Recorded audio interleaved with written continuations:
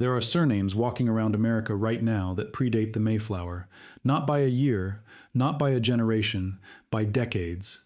And the families carrying them have no idea that the name on their driver's license, the name their grandfather signed on a draft card, the name their great-great-grandmother stitched into a quilt somewhere in Virginia or Massachusetts or the Carolina lowlands, connects them to a moment in this continent's history that most Americans believe belongs to someone else entirely. Most people anchor their sense of American ancestry to one of two mental pictures.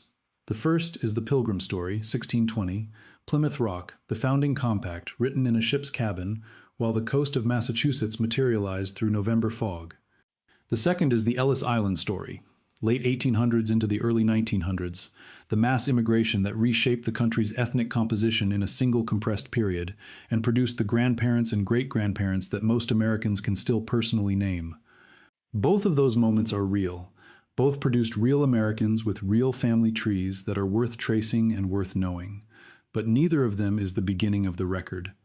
The colonial period that actually anchors the oldest surviving American surnames runs from 1607, the year of the first permanent English settlement at Jamestown, through 1630, and the names that took root in that 23-year window did not disappear when the country grew up around them.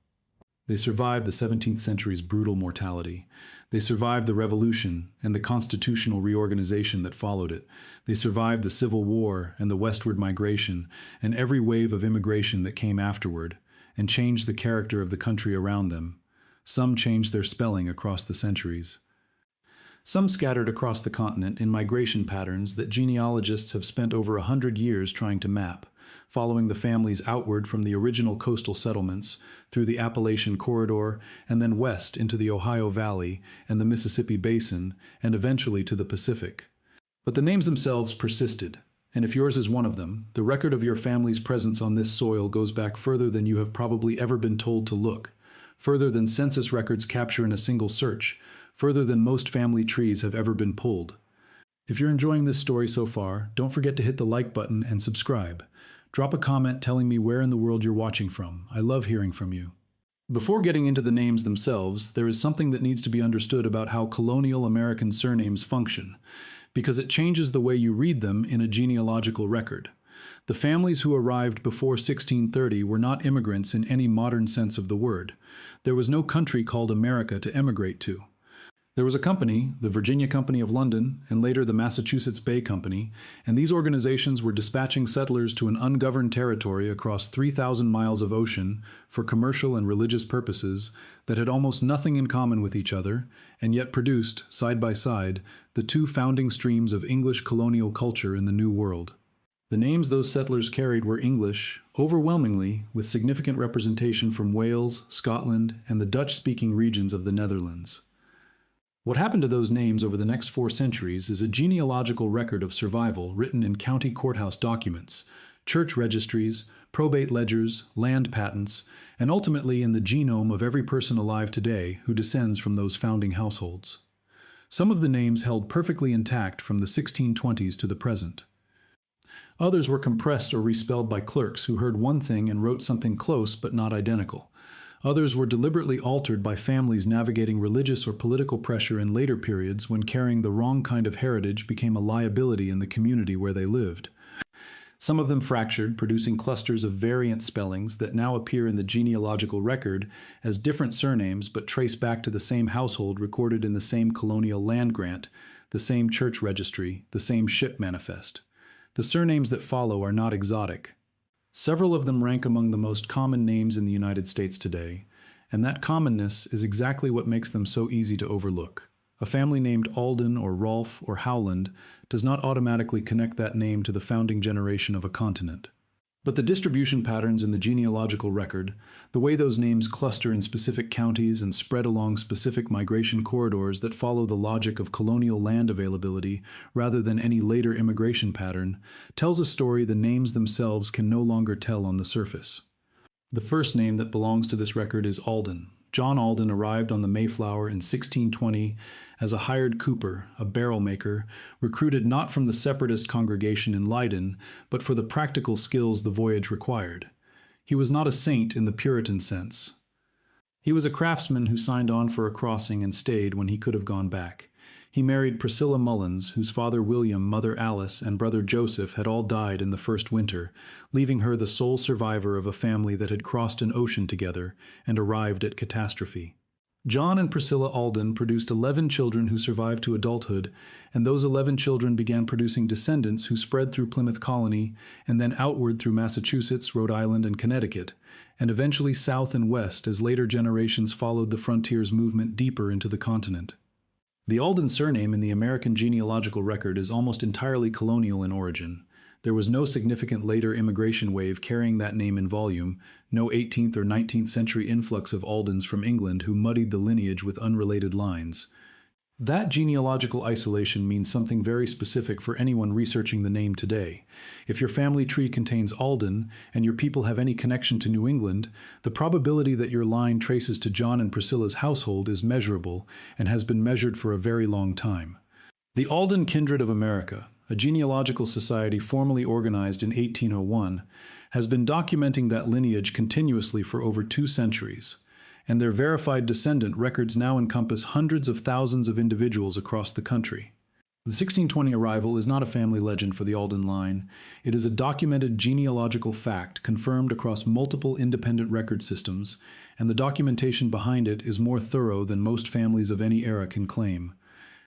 The surname itself is Old English in origin, derived from a personal name meaning old friend, and its distribution in English parish records before the Mayflower crossing was concentrated in the East Anglian counties, particularly Lincolnshire and Yorkshire, which were also the primary recruiting grounds for the separatist congregation.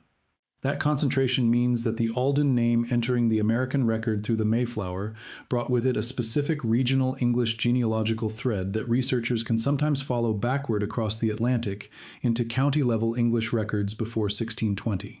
When you find an Alden in an American record, you are frequently looking at a name that can be traced in 2 directions at once, forward through the Plymouth Colony documentation and backward through the English parish registers into a specific village in a specific English county where the family lived before the crossing changed everything. The second name is Brewster. William Brewster was the elder of the separatist congregation that organized and funded the Mayflower crossing, the senior spiritual authority among the Pilgrims, and the man whose religious leadership gave the Plymouth settlement its particular theological character. He had spent years in hiding in England and exile in the Netherlands before the crossing, and his arrival in the New World represented the culmination of a decades-long effort to establish a congregation outside the reach of the Church of England. His descendants spread through Plymouth Colony and into the broader New England settlements of the following generation, and the Brewster surname entered the American record at the very top of the colonial social and spiritual hierarchy. What makes Brewster genealogically useful is its rarity. The name is uncommon enough in the American record that it functions almost as a self-contained marker. A Brewster appearing in colonial New England records is almost always connected to William's line within a measurable number of generations, and the migration pattern of the Brewster line, out of Plymouth and into Rhode Island, through Connecticut and into New York, and eventually across the Appalachian Corridor into the interior states, is one of the more legible surname migration maps in early American genealogy.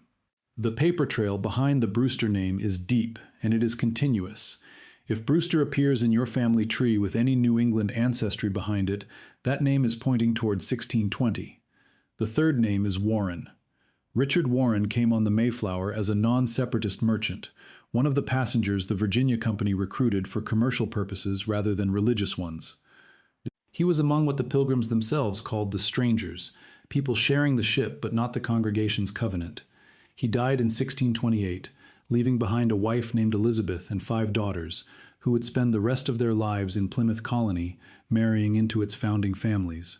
His wife and daughters arrived after him, and through those daughters the Warren bloodline entered the genealogy of Plymouth in connections that radiated outward for generations.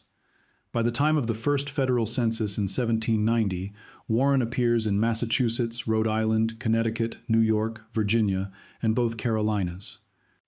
That distribution is not the product of later immigration. It is the product of 4 full generations of colonial dispersal, a family that had roughly 170 years between Richard Warren's death and the first census to spread across the eastern seaboard following land, trade, and the availability of a livelihood in places that had not existed when he arrived. If Warren appears in your family tree with any colonial-era New England or Chesapeake ancestry behind it, The Richard Warren line is worth a systematic search through the Plymouth Colony records and the marriage registers of the following generation. The surname's distribution across multiple colonial regions by the time of the first federal census is itself the evidence that something older than any mid-Atlantic or southern immigration wave is driving its spread. A name does not appear simultaneously in Massachusetts, Rhode Island, Virginia, and the Carolinas in 1790 because of recent arrival. It appears that way because it has been in the record since before the country had a name, spreading outward from a founding point one generation at a time for 170 years before anyone thought to count it. The fourth name is Bradford. William Bradford was the governor of Plymouth Colony for 30 of the settlement's first 40 years, the longest-serving and most consequential leader in its history, and the author of Plymouth Plantation, the primary written account of the colony's founding experience. That account has provided genealogical researchers with a documentary foundation that most early colonial settlements simply never produced, a narrative written by the governor himself that names names and records events with the specificity of someone who understood he was setting down a history for people who would come later. Bradford's descendants spread through Plymouth and Massachusetts Bay, and the Bradford surname entered the American record with a paper trail behind it that begins before the Mayflower landed and extends forward with unusual continuity through the colonial and early republic periods. The Bradford name migrated south and west as later generations followed land opportunity, appearing in New York colonial records by the early 18th century, in Pennsylvania by the mid-18th, and in the Trans-Appalachian settlements by the early 19th century. Combined with New England ancestry and any documentation reaching back to the colonial period, that name points consistently to the Plymouth founding generation and to the man who governed it for 3 decades. The Of Plymouth Plantation manuscript, now held in the Massachusetts State Library after its own complicated history of loss and recovery, remains the single most important primary source for the founding generation of New England, and any researcher tracing a Bradford line will eventually find themselves reading it, not as history, but as family record. The fifth name is Standish. Miles Standish was the military captain of Plymouth Colony, a professional soldier from Lancashire hired specifically to provide the settlement with trained defensive capability it had no way to supply from within its own congregation of religious refugees. He was neither a separatist by theology nor a long-term colonist by original intent, but he stayed and he built a household, and his descendants carried his name forward through Plymouth and into the broader New England record in a pattern that the genealogical research of the last 2 centuries has traced with considerable precision. The Standish surname is uncommon enough in the American record that it functions as a reliable genealogical signal almost wherever it appears in a colonial or early republic context. A Standish in an 18th or 19th century Midwestern record almost always has a New England Standish somewhere behind it within 2 or 3 generations, and that New England Standish almost always connects to Miles's line within a traceable number of steps. The migration pattern of the Standish family follows the Plymouth dispersal broadly, moving from the original settlement through Massachusetts and into Connecticut and Rhode Island over the 1st century, and then continuing south and west through the Appalachian corridor as land pressure pushed later generations away from the increasingly crowded Atlantic settlements. What is worth knowing about the Standish name specifically is that it does not appear in the colonial record with the frequency that Alden or Howland do. Miles's household was smaller than the households of the founding families that produced the most prolific colonial lineages, and his descendants did not scatter with the same density. But the relative rarity of the name in the colonial record is itself a genealogical asset. A Standish in an early American document almost never arrived from nowhere. The name carried the soldier's household with it, and the soldier's household connected to Plymouth Colony in 1620. The sixth name is Winthrop. John Winthrop led the first large fleet of Puritan settlers to Massachusetts Bay in 1630, the year that closes the window this story is examining. He became the first governor of Massachusetts Bay Colony, a position he held across multiple terms over nearly 2 decades, and he delivered aboard the Arbella before landing the address that gave American political thought its most enduring image, the vision of a city upon a hill whose light would be visible to the watching world. The Winthrop surname entered the American genealogical record at the absolute peak of the colonial social hierarchy. His descendants occupied positions of religious, political, and commercial authority in New England across multiple generations, and the surname spread accordingly, not through the dispersal that frontier poverty and land scarcity drove in later centuries, but through the deliberate geographical positioning of a family that understood its own centrality to the colonial project. The Winthrop name is rarer than Alden or Warren or Bradford, precisely because the family concentrated its presence in the original settlements rather than scattering across the frontier. But where it appears in the genealogical record, it appears with documentation, and that documentation almost always connects back to the 1630 fleet. The Winthrop Papers, a multi-volume collection of correspondence and records from John Winthrop and his immediate family, have been edited and published by the Massachusetts Historical Society and remain accessible to any researcher tracing a line that carries this name.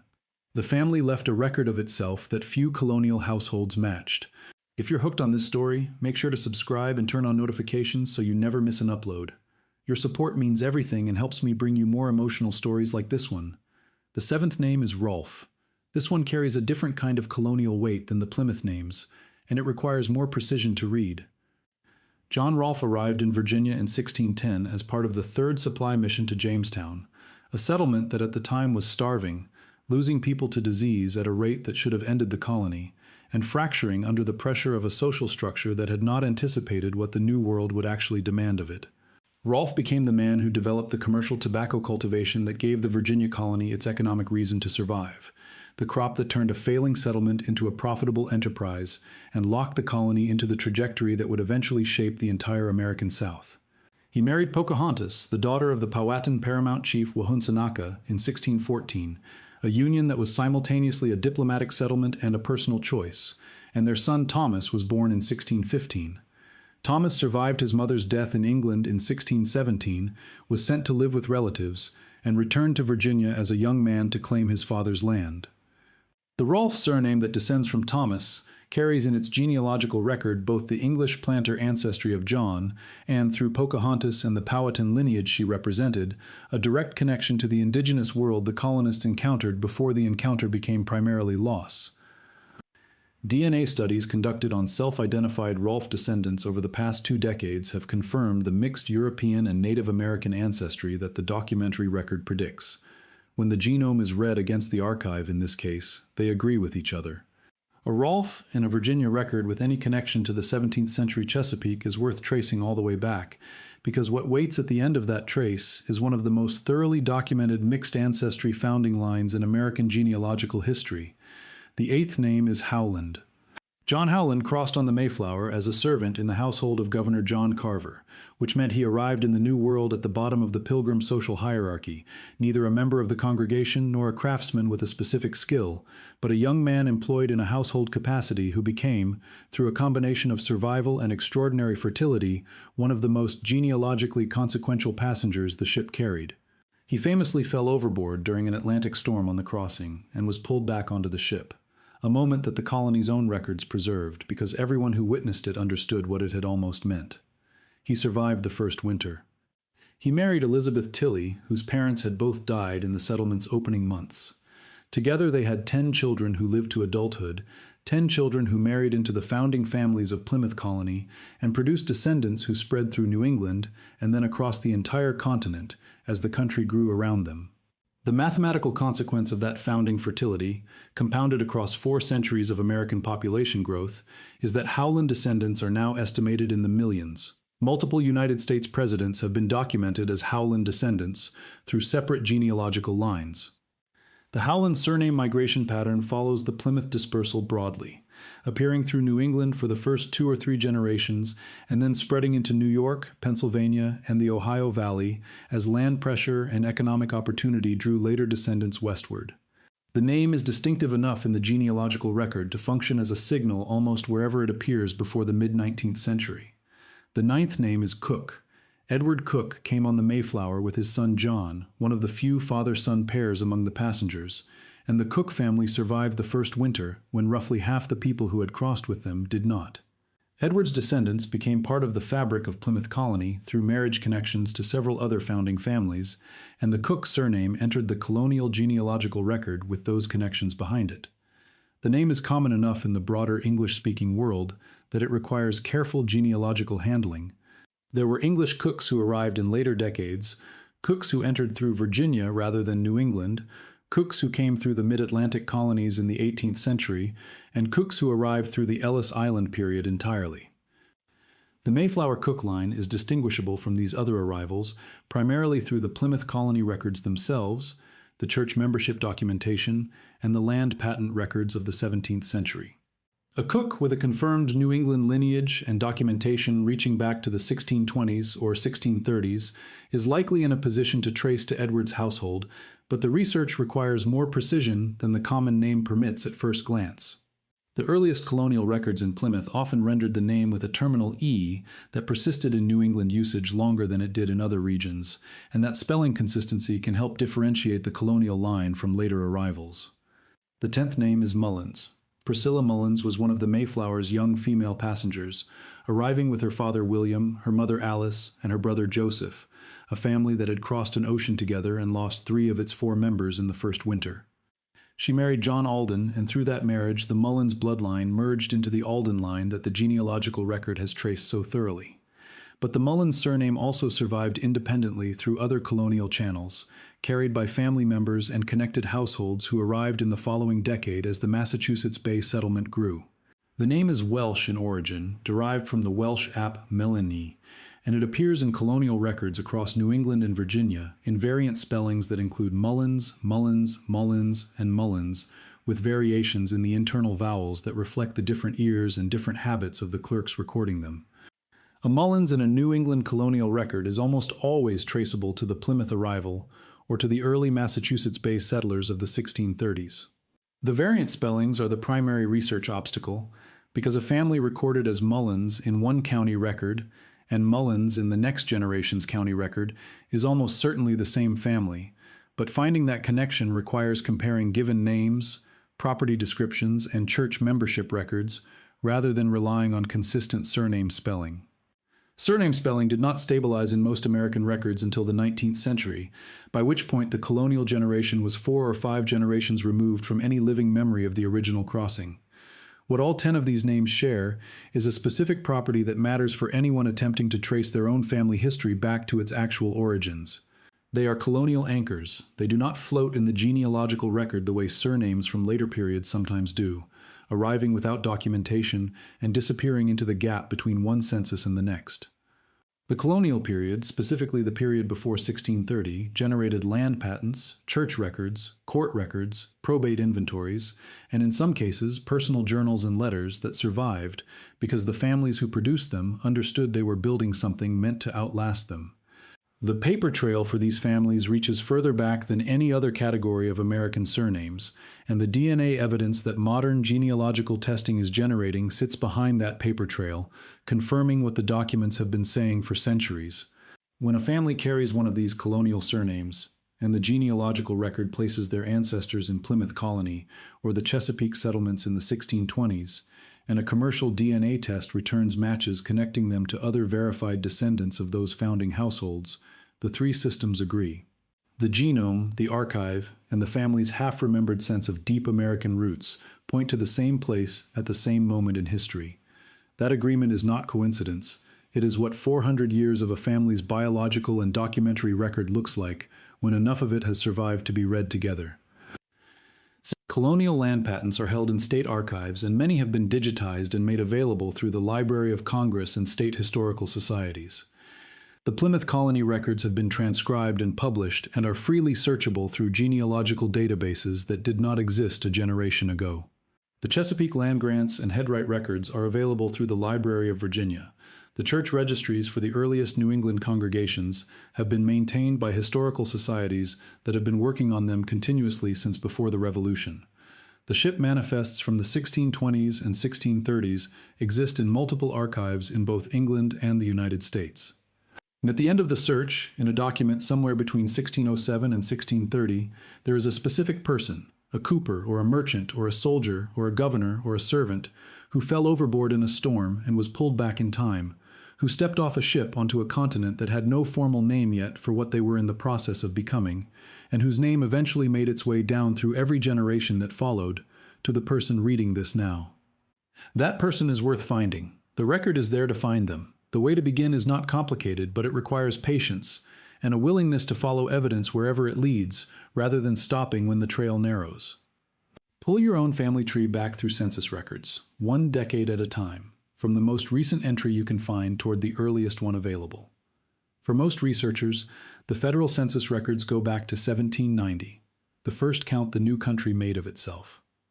Beyond 1790, the trail continues through church records, probate records, land deed books, and local county histories that were compiled in the 19th century by people who were 1 or 2 generations removed from the colonial founding and who recorded what they could still reach through living memory and surviving documents. The critical moment in any search for colonial ancestry is the generation that crosses from the early Republic period into the colonial period itself, the generation that appears in a 1790 census and whose parents or grandparents appear nowhere in a federal census because the federal census did not yet exist when they were living. That generation is where the colonial ancestry either becomes visible or stays hidden behind a gap in the record that only other document types can bridge. If one of the 10 surnames in this story appears in your tree, and your people have any connection to New England, to the Chesapeake, or to the early Mid-Atlantic settlements, that gap is where the search goes deeper. The documents that fill it are real. They have been sitting in archives and historical society collections for a very long time, waiting for descendants to come looking, and with every year that passes, more of them are being digitized and made searchable in ways that make the gap smaller. The colonial generation that seems unreachable from a modern genealogical starting point is, in many cases, one specific document type away from becoming visible. That document might be a church registry in a county historical society in Massachusetts. It might be a land deed in a Virginia courthouse archive. It might be a probate inventory filed in Plymouth in 1640 that names a son whose descendants you can trace forward to the present. The record does not announce itself, but it is there. Thank you so much for watching until the end. If you loved this story, check out the other videos on your screen now. I think you'll really enjoy them. And don't forget to subscribe if you haven't already. See you in the next story.